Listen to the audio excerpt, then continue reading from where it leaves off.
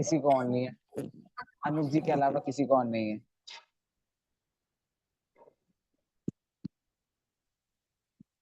हाँ, knots good. Homework किया क्या लास्ट क्लास का, संधियों वाला? हाँ सर। जिन्होंने किया हैंड रेस करिए एक बार, किसने किया? दो लोगों ने, एंड तीनों ने। और मुझे कहने का ऐसी फील आ रहा था कि आज शायद कम लोगों ने होमवर्क किया होगा, तो इसीलिए आज मैं डिस्कस नहीं करूंगा क्वेश्चन आंसर्स। आपको कल का दिन और देता हूँ, परसों की क्लास में डिस्कस करेंगे हम, ठीक है? और शब्द रूप, धातु रूप, ये सब चीजें जो है, इन सबको याद करने के लिए आपके पास लास्ट डेट है 15 मार्च, 15 मार्च। वापिस बोल रहा हूँ, जितने टॉपिक हमारे हो जाएंगे वो सभी टॉपिक्स आपको बाय 15 मार्च याद होने चाहिए, जिनमें शब्द रूप, धातु रूप तो मेन है कि वो आपको बाय हार्ट, मतलब एकदम याद हो जाने चाहिए। बाकी सब में थोड़ा सा डाइल्यूशन चलेगा कि आप भूल गए, 10 में से 1 या 2 रूल आपको याद नहीं है। 10 संधि के रूल है, तो अगर उसमें से 1 या 2 संधि का रूल आपको याद नहीं तो वो चल जाएगा। लेकिन शब्द रूप, धातु रूप में से आपको एक भी शब्द रूप याद नहीं है तो वो नहीं चलेगा, क्योंकि मैं आपको ट्रिक बता चुका हूँ, ठीक है? याद करने को रटना नहीं बोल रहा हूँ, वापिस ट्रिक बता दूंगा एक बार। क्योंकि 15 मार्च के बाद मैं आपकी प्रैक्टिकल क्लासेस चालू करूंगा किसी ग्रंथ के आधार से, या मेन संस्कृत को हम पढ़ेंगे। अभी तो हम रूल शब्द व्याकरण पढ़ रहे हैं, अभी कोई जैन दर्शन वाला नहीं पढ़ रहे हैं हम, राइट? जब ये पूरा हो जाएगा तो जैन दर्शन की दृष्टि से हम लोग चालू करेंगे संस्कृत पढ़ना। और फिर वो जितना 2-3 महीना, जब तक मुझे लगेगा कि आप थोड़े पक्के हो गए, समझने लगे हो, तब तक हम चलाएंगे, ठीक है?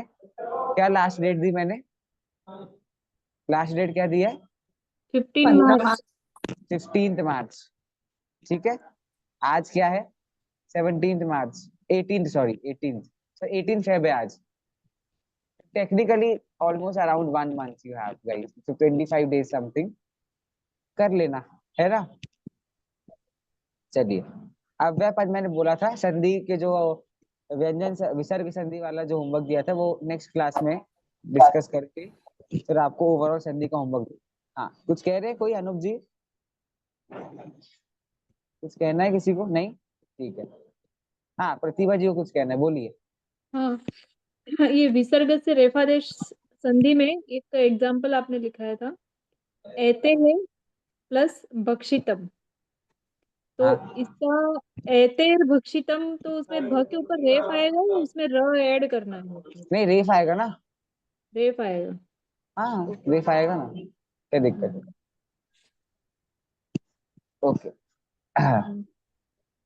चलिए, बाकी जिन्होंने भी होमवर्क नहीं किया है, ठीक है, एक बार कर लीजिए, तो आप लोग के लिए अच्छा रहेगा। हम डिस्कस करेंगे। आज मैं आपको बहुत सिंपल सा टॉपिक पढ़ा रहा हूँ, और बहुत ही इजी टॉपिक है, जिसका ऐसा कुछ ज्यादा खास है नहीं उसमें, ठीक है? और वैसे एक क्लास का टॉपिक भी नहीं है, छोटा सा टॉपिक है, बट फिर भी आराम समझ लेते हैं। अव्यय, हाँ, किसी को कुछ पता है अव्यय के बारे में? क्या होते हैं अव्यय? सर हेलो मुझे सर, आवाज थोड़ा लो आ रहा है। सर, जिन शब्दों के ना कोई लिंग होते हैं, ना कोई रूप होता है, ना कोई मतलब ना धातु रूप होते हैं, ना शब्द रूप होते हैं, उनका कुछ ये किसने आंसर दे दिया मुझे पता ही नहीं चला, क्योंकि हैंड रेस करके नहीं दिया, तो मुझे कुछ पता ही नहीं चला। वापस से किस किस को पता है अव्यय क्या होता है? अनुज जी, एक बार आपका नेटवर्क चेक करिए, क्योंकि आपकी आवाज रिपीट हो रही है। बाकी आई थिंक मेरी आवाज तो सही आ रही है। और किसको पता है अव्यय क्या होते हैं? हाँ, ज्योति बुआ जी बताइए। हाँ, ऐसे शब्द जिनके लिए हमें शब्द रूप और धातु रूप नहीं लगाने पड़ते, नहीं बिना लगाने उसके हम पड़ते, यूज कर सकते हैं। यूज कर सकते हैं, या वो बिना धातु रूप शब्द रूप के यूज होते हैं? हाँ, होते हैं। हाँ, होते हैं। मतलब ऐसे शब्द जिनमें कोई विभक्ति, कोई धातु पद होता ही नहीं है, ठीक है? ठीक है, जिनका कोई साथी नहीं है, जो एक अकेली आत्मा की तरह अकेली रहती है, ठीक है? और उसको हम चाहे पुल्लिंग के साथ यूज करें, चाहे स्त्रीलिंग के साथ यूज करें, चाहे एक वचन में यूज करें, चाहे दो वचन के सेंटेंस में यूज करें, चाहे विशेषण विशेषण के साथ यूज करें, चाहे समास में, चाहे प्रत्यय में, चाहे उपसर्ग में। आजू बाजू के सारे शब्द चेंज हो सकते हैं, लेकिन अव्यय पद एज इट इज रहते हैं। हाँ, इन अव्यय पदों का सिर्फ एक चीज होता है, वो होता है इनका अर्थ। ठीक है, ऐसा नहीं कि फालतू में इनको घुसा दिया हो तो, या ऐसे ही लगा दिया हो। इन सभी अव्यय पदों का कुछ ना कुछ अर्थ होता है जो कि उस सेंटेंस में काम आता है, इसलिए उन अव्यय का हम प्रयोग करते हैं। और ऐसा नहीं है कि सिर्फ वाक्य की पूर्ति के लिए, कई बार वाक्य की पूर्ति के लिए भी इनका प्रयोग होता है। जैसे आप श्लोक वगैरह देखेंगे तो वहां पर आपको अव्यय दिख जाएंगे प्रयोग कई बार, जहाँ पे आपको लगे भाई इनका आवश्यकता नहीं थी, बट बताने के लिए, श्लोक को पूरा करने के लिए, लय में बिठाने के लिए, उस हिसाब से वो उसको यूज करते हैं। और बाकी अर्थ के अनुसार भी कई बार उनका प्रयोग होता है। देखिए, आप सबके सामने स्क्रीन आ चुकी है, मैं शेयर कर दूंगा वाली पीडीएफ भी आपको। संस्कृत के वे शब्द जो सर्वथा एक जैसे ही रहते हैं, एक जैसे ही रहते हैं मतलब जिनमें विभक्ति, वचन तथा लिंग के आधार पर कोई परिवर्तन नहीं होता है। समझ आया? लिंग, विभक्ति या वचन। ऐसे ही हमने कुछ पढ़ा था जब विशेषण विशेष हमने पढ़ा था, कि विशेषण विशेष की सेम विभक्ति, सेम वचन और सेम लिंग होता है, राइट। अव्यय में इसका उल्टा केस है कि अव्यय का कोई विभक्ति, कोई वचन या कोई लिंग नहीं होता है। इसी कारण अव्यय पदों का जैसे उनका रूप बना है वो वैसे ही हमेशा रहते हैं, कभी भी उनमें कोई भी चेंजेस आता नहीं है। ठीक है, ऐसे शब्दों को अव्यय शब्द कहते हैं। मैं यहाँ पर एक शब्द हाईलाइट कर रहा हूं, इसको कौन पढ़ेगा शुद्ध, मैं ये पूछ लेता हूँ एक बार। रेणुका जी को पढ़ना है शब्द जो मैंने हाईलाइट किया, ये कैसे पढ़ते हैं रेणुका जी? संस्कृत संस्कृत, कृत है कृत ओके। संस्कृत, संस्कृत संस्कृत, ओके। चलिए, गैलेक्सी A3 कौन अपना सीलिंग दिखा रहे हैं? मुझे सुंदर है आपकी सीलिंग, मुझे उम्मीद है आपका चेहरा भी उतना ही सुंदर है, तो आप वो भी दिखा सकते हैं। नहीं, उन्हें अपने चेहरे पर अच्छा है, संध्या जी, ओके। हाँ, बताइए कैसे पढ़ते हैं शब्द को एक बार।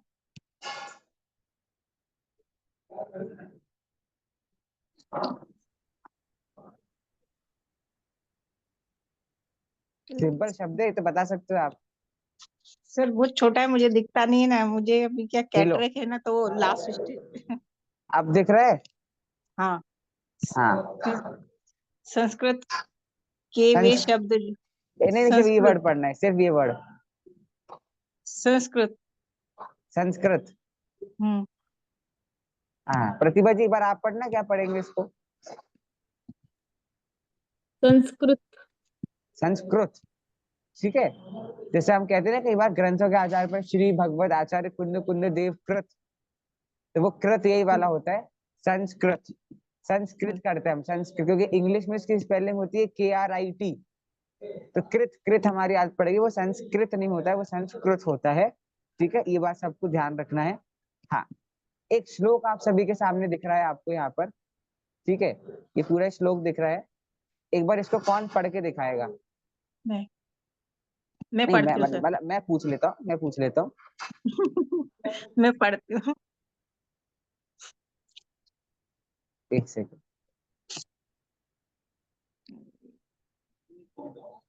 भाभी पढ़ोगे? गा के पढ़ना है, हाँ, लय में पढ़ना है।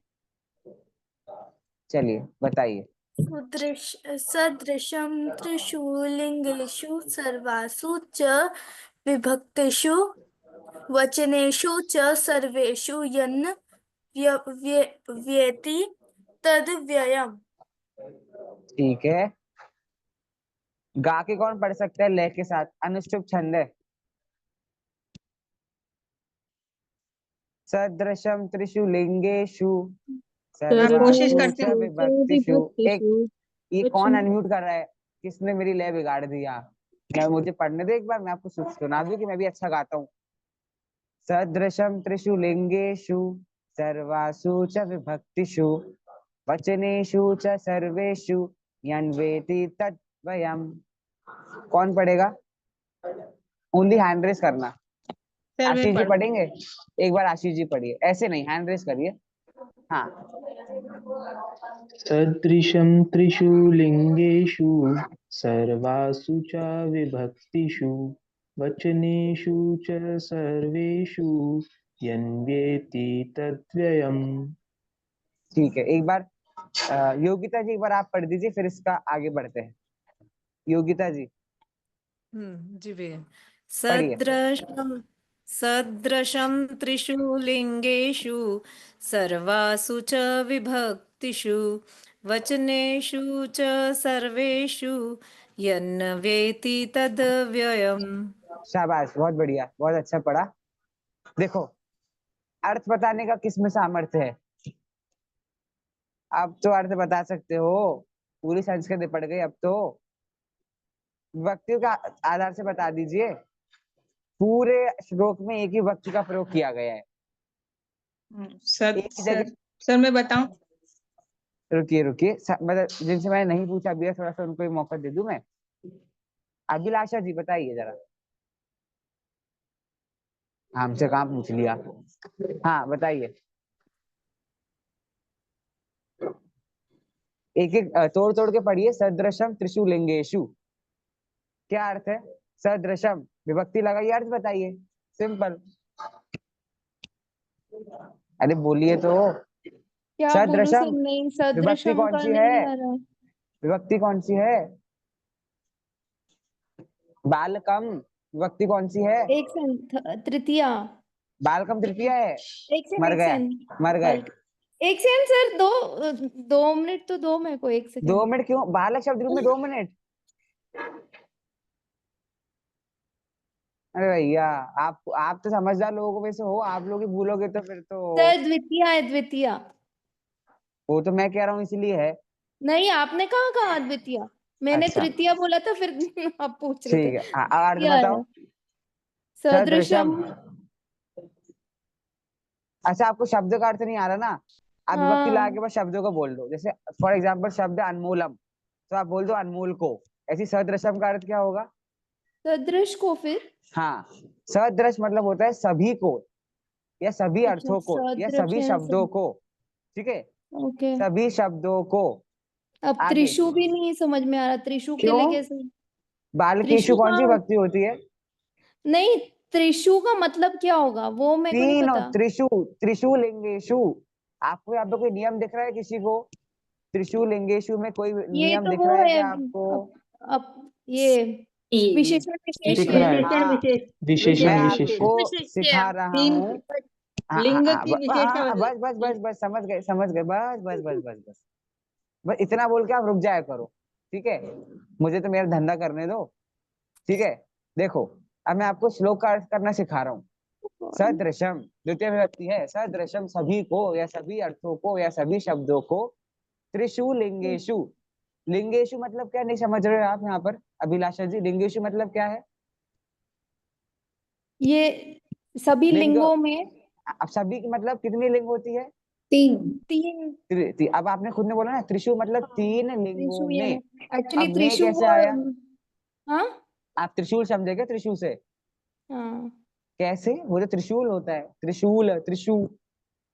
त्रिशु लिंगेशु, 3 लिंगों में क्यों आया? विभक्ति कौन सी है यहाँ पर? सप्तमी। बालकेशु, सप्तमी, अधिकरण में। तो सभी अर्थों में, सभी अर्थों को, सभी शब्दों को, तीनों लिंगों में। आगे बोलो। सर्वेषु च विभक्तिषु। सर्वेषु लिखा है। सर्वासु, सर्वासु। सर्वासु कौन सा लिंग का हो गया शब्द? पुल्लिंग से नपुंसक लिंग? स्त्रीलिंग। स्त्रीलिंग। बालिकासु, गड़बड़ मामला है भैया। बालक स्त्रीलिंग। बालिका फल, 3 शब्द रूप से मैं आपसे कह रहा हूँ, आप रट लो। हाँ। सर्वासु, सर्वासु मतलब सभी में, सभी सभी शब्दों में, तीनों लिंगों में, और सभी में। किन सभी में? तो ये सर्वासु, विभक्तिषु। सर्वासु प्रयोग किया गया यहाँ पर विभक्तिशु के लिए। विभक्तिशु का क्या अर्थ है? विभक्तियों अभिलाष, में। विभक्तियों में, सभी लिंगों, सभी 3 लिंगों में, और सभी विभक्तियों में। अब और अर्थ कहाँ यानी से और आया? ही होगा ना। और होता है। अब च हाँ बताऊं, खुद एक अव्यय है, अभी हम पढ़ेंगे वैसे इसको। और हाँ। हिंदी में हम कैसे प्रयोग करते हैं? राम और श्याम, और ऐसे प्रयोग करते हैं ना, बीच में और पर लाते इसमें हैं। आई थिंक सबसे लास्ट वाले के जी पहले जी च जी लगाते हैं। जी जी जी, वो तो इन्होंने श्लोक के हिसाब से आगे कर दिया है। बाकी जब इसका अन्वय करेंगे, तोड़ेंगे, तो इस प्रकार से निकलेगा रामः श्यामश्च। फिर आपको बता रहा हूँ, हिंदी में जब हम और लगाते हैं, जो अव्यय है यहाँ पर जिसको मैंने एनसर्कल किया है, उसका नियम बीच बता में। रहा हूँ। ठीक है, हिंदी में हम क्या करते हैं, उसको बीच में दो लगा के बीच देते में, हैं हाँ। राम और श्याम। लेकिन संस्कृत में ऐसा नहीं होता है, रामः श्यामश्च। हाँ। पढ़ते वक्त उसको हिंदी अर्थ करेंगे तो ऐसे अर्थ उसका निकलेगा कि राम और श्याम। ठीक है, अर्थ उसका ऐसे ही निकलेगा। लेकिन लिखने का तरीका और उसका प्रयोग करने का तरीका संस्कृत भाषा में यही है कि च शब्द दोनों शब्दों के बाद में आएगा, टेक्निकली वो रामः श्यामश्च ऐसा बन जाएगा। ठीक है, तो सदृशम त्रिषु लिंगेषु, सभी तीनों लिंगों में, सभी विभक्तियों में और सभी विभक्तियों में, वचनेषु वचनों में, वचनों में और च और वचनेषु सर्वेषु वचनेषु से सर्वेषु और सभी में। ठीक है, और सभी। यन, मतलब अब यन में संधि है, यत प्लस न, यत प्लस संधि पढ़ा दिया, अब तो आपको ऐसे प्रयोग करना चाहिए ना, यत प्लस न। इन इस प्रकार से वेति, वेति मतलब जो एक जैसा रहता है सभी लिंगों, तीनों लिंगों में, सभी विभक्तियों में, वचनों में, सभी जगह जो एक सा रहता है, तद वयम, तद वयम को तोड़ेंगे तो बनेगा आपका तत् प्लस अव्ययम, जशत्व संधि। ठीक है, सर वेति का क्या मीनिंग बताया आपने? होता है, एक जैसा होता है, समान रहता है। होता है।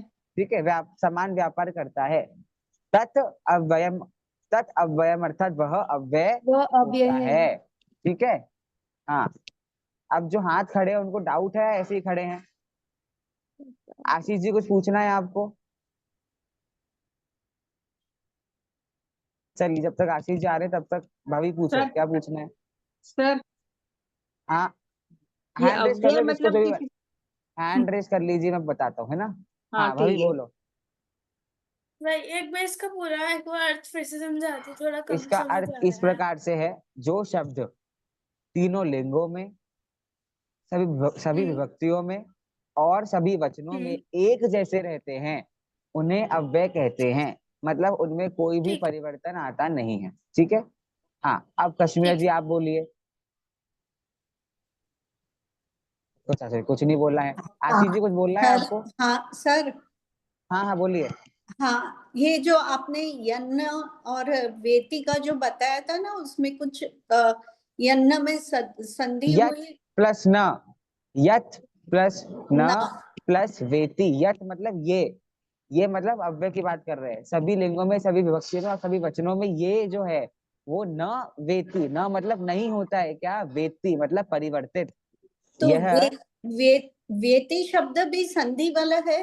नहीं नहीं नहीं नहीं ना। नहीं तो वेति का मीनिंग आपने क्या बताया? नहीं होता है। नहीं, वेति का मतलब नहीं होता नहीं है, वेति का अर्थ परिवर्तित। होता है परिवर्तित। और उसके पहले जो यन्य लिखा है ना, वो टूटेगा यत प्लस न में। अच्छा। टेक्निकली आपका वाक्य बन जाएगा यत न वेति, जो नहीं बदलता। ठीक है, वह अव्यय कहलाता है। हाँ ठीक है, बराबर। हाँ। संध्या जी अब आप बोलिए, क्या बोल रहे थे? हाँ, मैं पूछी सर, ये अवयव जो है तो ये ना अपने शब्द के पहले लगेगा? ऐसा कोई रूल नहीं है, कहीं भी आ सकता है, वाक्य में बीच में कहीं भी आ सकता है। अच्छा, तो इसकी हाँ, क्या डेफिनेशन बनेगी? यही डेफिनेशन है, जो शब्द सदा एक से रहते हैं, कभी नहीं अच्छा, बदलते, है ना। चलिए, किसी और को कुछ कहना है? नहीं कहना है, हम कह देते हैं अब। ठीक है, अब आगे पढ़ लेते हैं फटाफट। हिंदी हिंदी अर्थ दिए हुए हैं एक एक अव्यय के, कुछ ज्यादा खास बात नहीं है। और विभक्ति वगैरह कुछ इनमें चलती नहीं, एक से रहते हैं हमेशा, है ना। पिंकी जी, इधर हिंदी में नाम लिखे हुए, संस्कृत में पढ़ लिखे हुए हैं, पढ़िए और सामने हिंदी अर्थ बोलते जाइए। अचिरम शीघ्र ही, हाँ, यावत तावत तब तक। अब एक सेकंड। अब जैसे आपको कोई वाक्य आया, जब तक मैं वहां से नहीं आता तब तक तुम कहीं नहीं जाओगे, तो जब तक के लिए क्या प्रयोग करेंगे? वो यावत, और तब तक के लिए तावत। 90% ऐसा होता है कि यावत और तावत का एक ही वाक्य में आसपास साथ में प्रयोग में देखा जाता है। ठीक है, चलो सहसा अचानक, श्वः हाँ, आने वाला कल, बीता हुआ कल। अब यहाँ ध्यान दो, देखो, श्वः मतलब आने वाला कर, मतलब जो कल आएगा। और यह मतलब जो tomorrow, कल जा चुका है। अब यहाँ पे कंफ्यूज होते हैं, मैं बहुत कंफ्यूज होता था बचपन में इसमें। मैं शोह की जगह यह कर देता था और यह की जगह शोह कर देता था, पर ऐसा नहीं है। यह मतलब जो कल बीत चुका है वो वाला कल, और शोह मतलब जो कल आने वाला है। ठीक है, आगे। शनैः शनैः धीरे धीरे। अब आपने एक गाना सुना होगा, धीरे धीरे मेरी जिंदगी में आना, तो उसका संस्कृत ट्रांसलेशन जो हुआ था, मेरे घर पे वो संस्कृत ट्रांसलेशन चल रहा है, उसमें लिखा है शनै शनै मम जीवने आगच्छो। तो शनै शनै मतलब धीरे धीरे मेरी जिंदगी में आना, तो शनै शनै, ठीक है, धीरे धीरे। हाँ, आगे। सम्प्रति साम्प्रतम अधुना इदानीम मतलब हाँ, इस समय। ठीक है, ये सब शब्द। हाँ, आगे आगे। अत्र यहाँ अत्यंतम बहुत अथ हाँ, आरंभ या इसके बाद। अच्छा, अथ मतलब समझ आ गया। इसके दो अर्थ है अथ के। एक तो आरंभ बड़े प्रयोग हो सकता है कि आरंभ अथ प्रारभ्यते, कि अब हम चालू करते हैं, प्रारंभ करते हैं, या अथ यहाँ पूछेंगे अब इसके बाद क्या करना है, अथ। ठीक है, आगे। अलम निषेधार्थक योगे तृतीया विभक्ति पर्याप्त समर्थ योगे चतुर्थी विभक्ति। अब भैया ये क्या बात है, आपने तो बोला था कि विभक्ति नहीं होती इसमें, अव्यय में, फिर यहाँ विभक्ति कैसे है? तो कह रहे हैं जिस वाक्य में अलम मतलब होता है निषेध, या तो किसी बात का मना कर रहे हो, तो किसी वाक्य में किसी चीज का मना किया होगा और उसी वाक्य में तृतीय व्यक्ति का कोई शब्द होगा, तो उसके आसपास अलम का प्रयोग होगा। और इसी अलम का प्रयोग आपको चतुर्थी विभक्ति वाले वाक्य में दिखेगा, जहां पर उसका अर्थ निकलेगा पर्याप्त समर्थ, कि अलम अलम बहुत हुआ, जरूरत नहीं है, और अलम नहीं नहीं, अब इसको हम और नहीं, ऐसा नहीं करना है। तो तृतीय व्यक्ति का जहाँ प्रयोग हुआ है वहां पर आपका अलम शब्द आएगा, किस अर्थ में? निषेध अर्थ, मना करने के अर्थ में।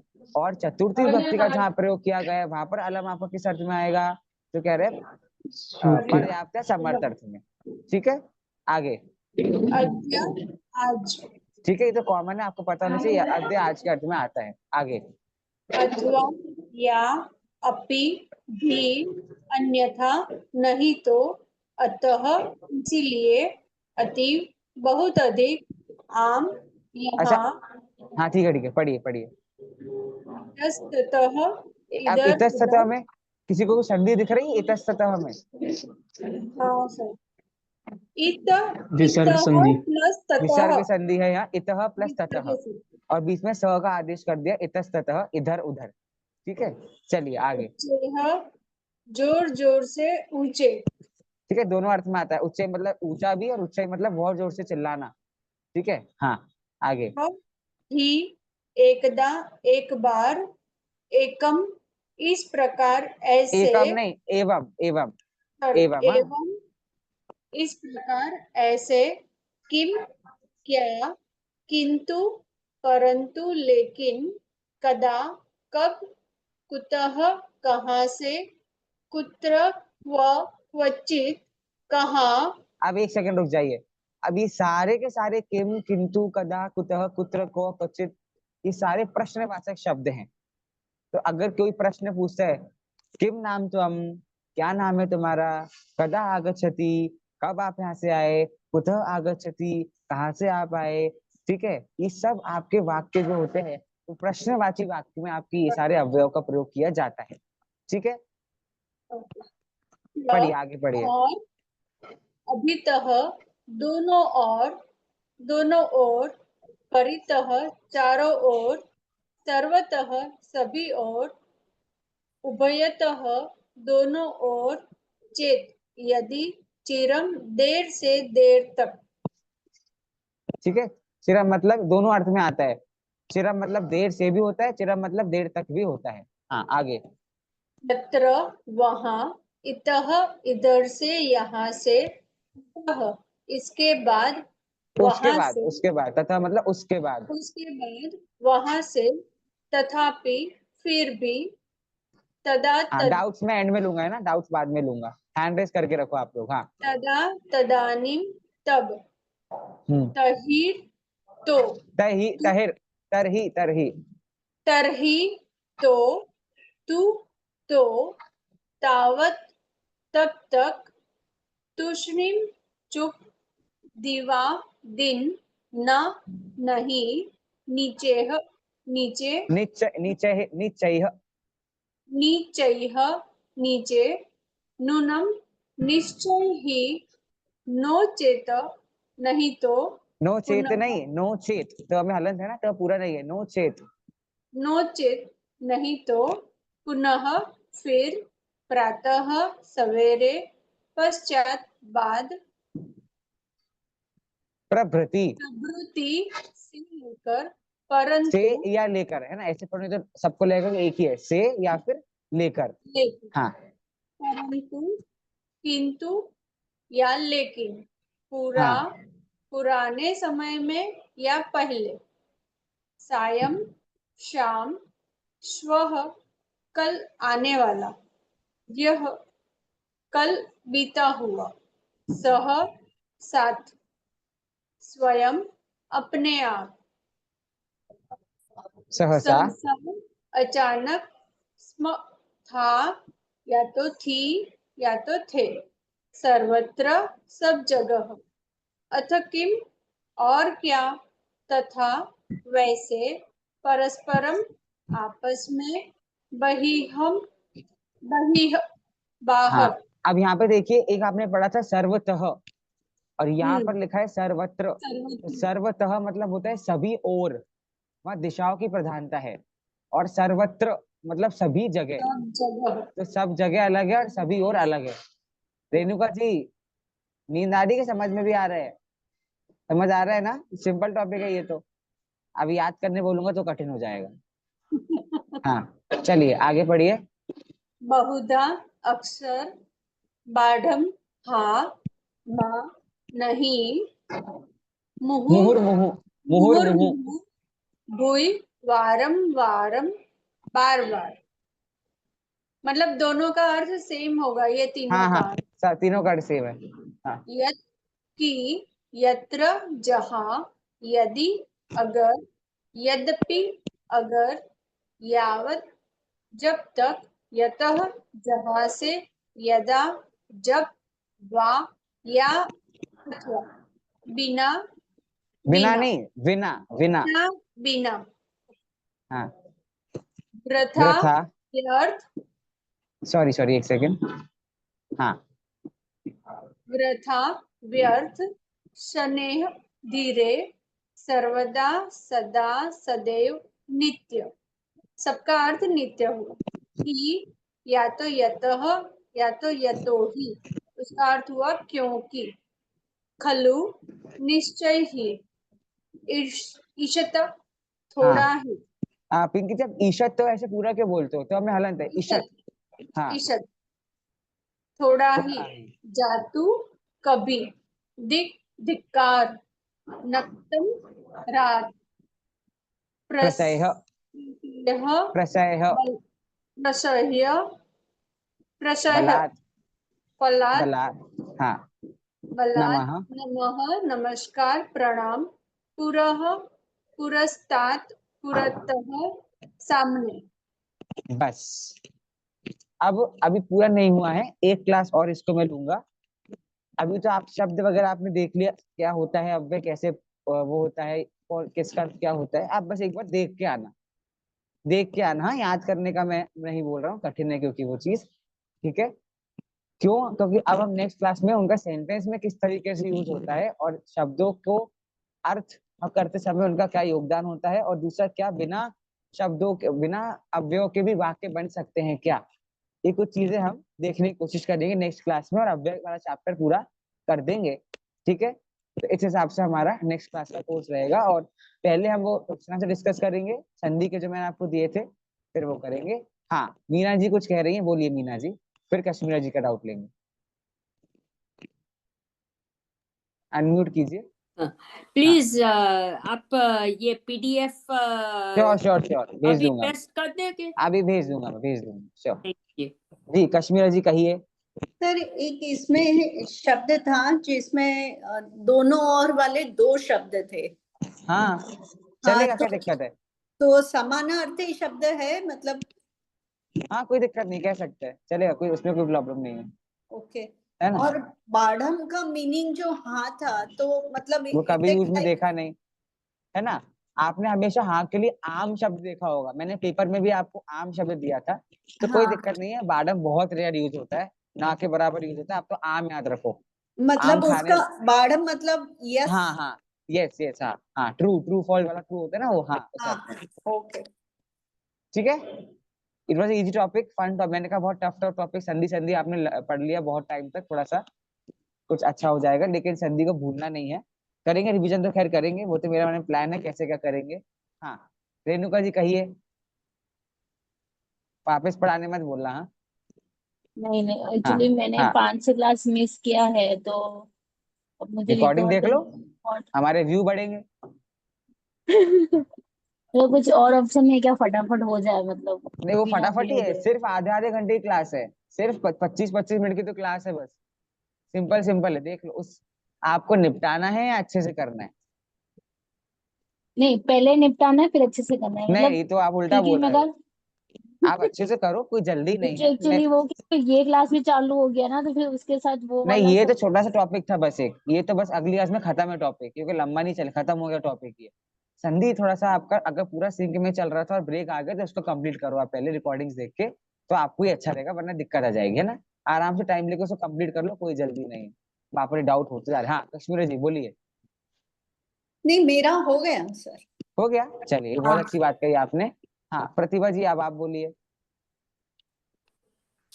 आपको डाउट होगा तो आप मुझे व्हाट्सएप नहीं करते हो प्रतिभा जी, आप बोलते हो तो पर आप करते नहीं हो। हाँ बोलिए।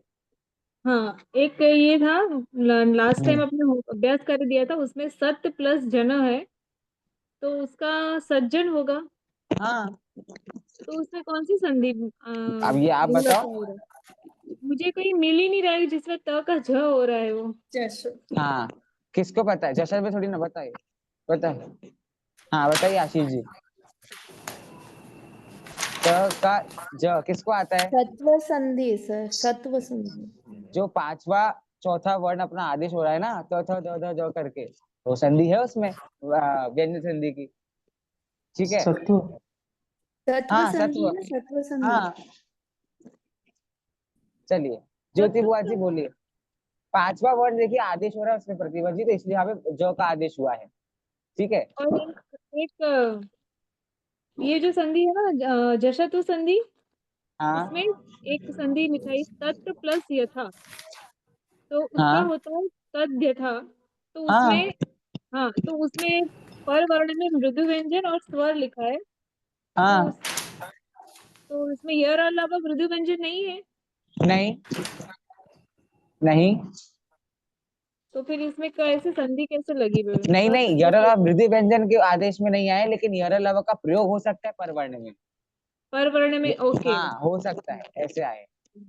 Okay, thank you. चलिए, हाँ हाँ मुझे बुआ जी बोलना बोलिए। था, एक्चुअली मैंने थोड़ा 2-3 मिनट लेट ज्वाइन किया था, हाँ तो हाँ, बिगनिंग में क्या एग्जाम का बता रहे थे? नहीं नहीं कुछ नहीं बताया था मैंने, बिगनिंग में सिर्फ कहा था 15 मार्च आपके पास लास्ट डेट है सब कुछ याद करने के लिए, क्योंकि उसके बाद से प्रैक्टिकल लर्निंग आपकी चालू करूंगा, तो तब ऐसा ना हो कि बालक शब्द रूप का ही नहीं आ रहा रूप याद।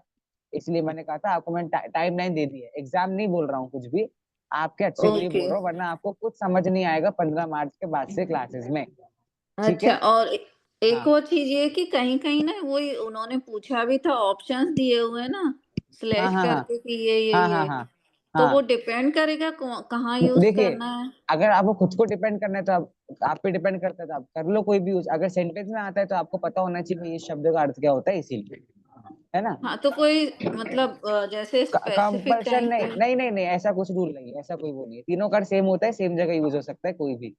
है ना, 2-3 शब्द ऐसे आए हाँ थे, आई है नो, ना, दो कोई तीन दिक्कत नहीं जगह। उसमें, वो कोई बड़ी बात नहीं है, वो तो ठीक है। हाँ ठीक है सर, अनु जी थैंक। कहिए।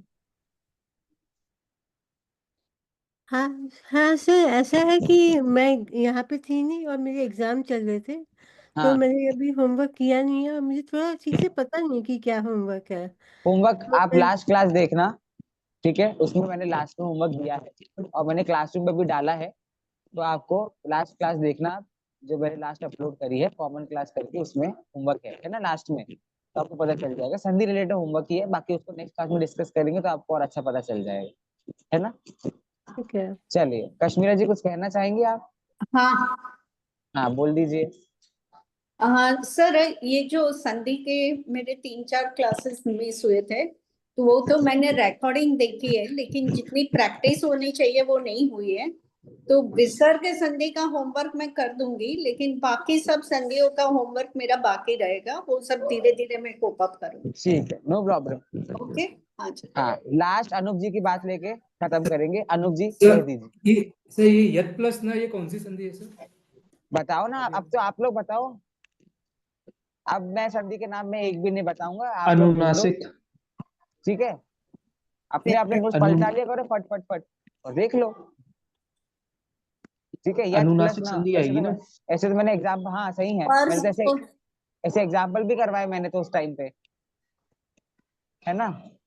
चलिए, ऑन दैट नोट खत्म करते हैं आज की क्लास। मिलेंगे थर्सडे को। सबको जय जय, होमवर्क करके आइएगा सब लोग, ठीक है। Best of luck sir. Okay, नहीं अभी एग्जाम नहीं है मेरे वैसे, मार्च में, बट ठीक है, thank you, I will take that. सभी को जय जिनेंद्र। जय जिनेंद्र। नमो नमः। नमो नमः।